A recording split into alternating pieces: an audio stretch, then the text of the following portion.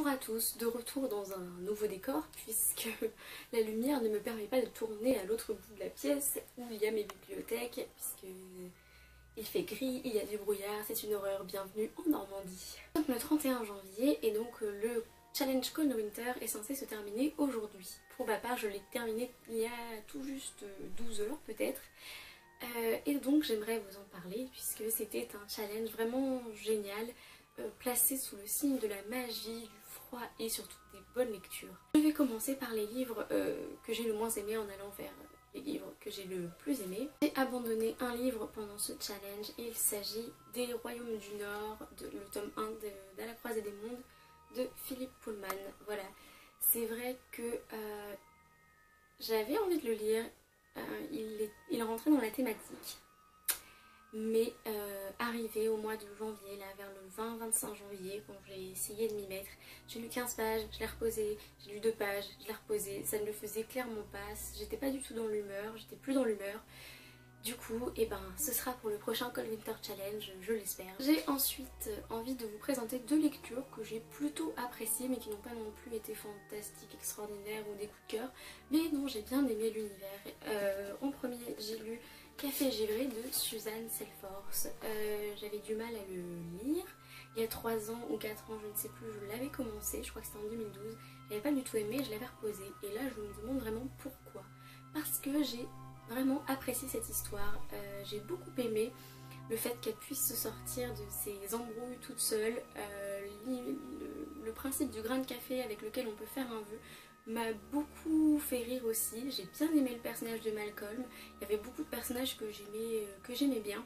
J'étais bien dans l'histoire. Je ne comprends pas pourquoi je n'arrivais pas à m'y mettre avant. Mais en tout cas, c'était une super bonne lecture. J'ai débuté le challenge avec et ça m'a mis tout de suite dans l'ambiance puisque il fait froid, café givré, n'est-ce pas? La couverture est tout simplement sublime, je suis tombée amoureuse. Et c'est vrai que j'ai passé un très agréable moment. Au mois de janvier, début janvier, une de mes toutes premières lectures a été Tatiana de Paulina Simons, qui est une brique assez énorme, écrit en tout petit, n'est-ce pas? C'est l'histoire du blocus de Leningrad vue par une jeune fille amoureuse. Voilà, elle tombe amoureuse d'un militaire. Malheureusement, ce militaire, c'est le petit copain de sa sœur.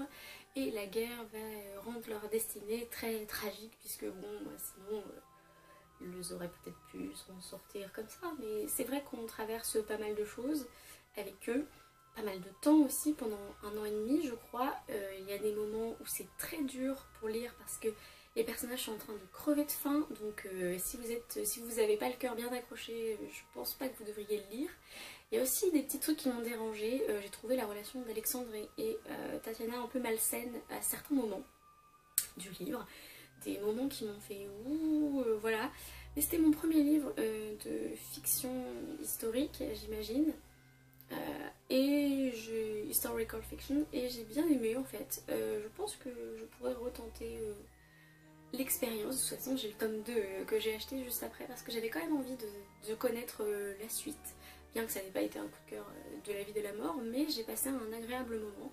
Certes, je me suis posé plein de questions, mais j'ai bien aimé le côté historique et on était en Russie. Du coup, qu'est-ce qu'il y a de plus froid? Ben rien, voilà.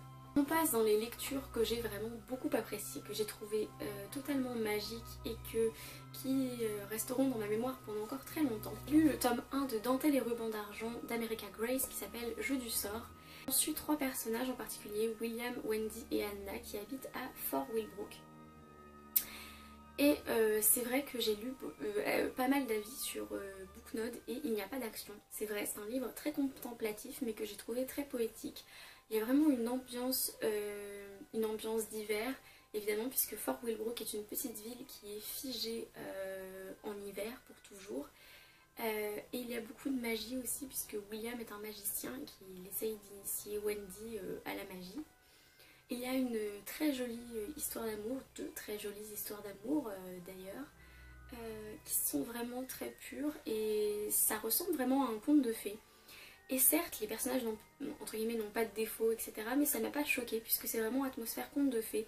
Et je me suis juste laissée porter et bercer par ce livre que j'ai vraiment adoré. Dans la même veine, j'ai lu Bal de givre à New York de Fabrice Collin. J'ai d'ailleurs rencontré Fabrice Collin au salon du livre de Montreuil et il a gentiment accepté de me dédicacer ce livre. Anna ne se souvient de rien et elle se réveille dans un New York assez féerique, blanc, irréel, qui lui semble assez étranger à tout ce qu'elle a connu. C'est pas vraiment le New York qu'on connaît. Je sais que dans sa dédicace, Fabrice Collin m'a marqué bienvenue au New York des vestiges et des rêves, et c'est totalement ça. On retrouve un New York très différent et l'ambiance new-yorkaise m'a vraiment beaucoup plu. J'ai bien aimé les personnages, j'ai bien aimé l'intrigue, je l'avais déjà lu quelques années auparavant mais je ne m'en souvenais plus à part pour la fin qui m'a encore une fois bouleversée. C'est très poétique, je sais qu'il y a une citation qui m'a beaucoup marquée, il y a un bal, évidemment ça s'appelle Bal de givre. Et Anna danse avec son partenaire et ça dit « Nous dansions plus la valse, nous étions la valse ». Je trouve qu'il y a une ambiance qui a été travaillée au niveau du froid, de l'hiver et de la magie, du mystère. Du coup. Et mon coup de cœur absolu de ce Cold Winter Challenge, je l'ai fini hier soir et je ne vous dis pas dans quel état je suis. Il s'agit du Cirque des rêves d'Erin Morgenstern. En parlant de livres contemplatifs, les 3 derniers livres que j'ai beaucoup aimés là dans ce Cold Winter Challenge étaient très contemplatifs et avaient une certaine poésie, un certain mystère, étaient empreints d'une ambiance en fait. C'est vraiment l'ambiance que j'ai retenue pour ce Cold Winter Challenge et si vous cherchez une ambiance extraordinaire, eh bien je vous recommande totalement le Cirque des rêves parce que c'est l'histoire surtout du Cirque des rêves et d'un duel qui doit avoir lieu entre 2 élèves de magiciens, Marco et Celia.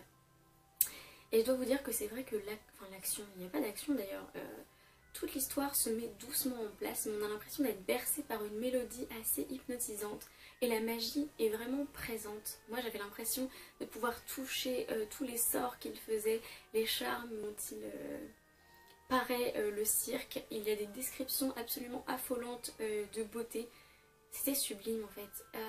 L'histoire était bien menée, était fluide et pourtant c'est long.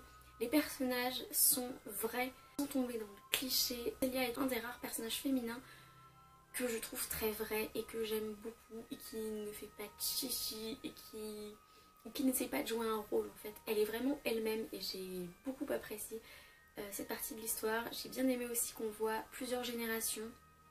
La génération des maîtres magiciens et de ceux qui ont créé le Cirque des rêves, la génération de Celia et Marco, mais aussi la génération d'après avec les jumeaux Popette, Widget. Et je remercie encore Anna de la chaîne A Clockwork Reader d'en avoir parlé autant sur sa chaîne parce que je ne suis pas sûre que j'y serais allée comme ça de moi-même et pourtant j'aurais dû parce que c'est une de mes plus belles découvertes de toujours, voilà.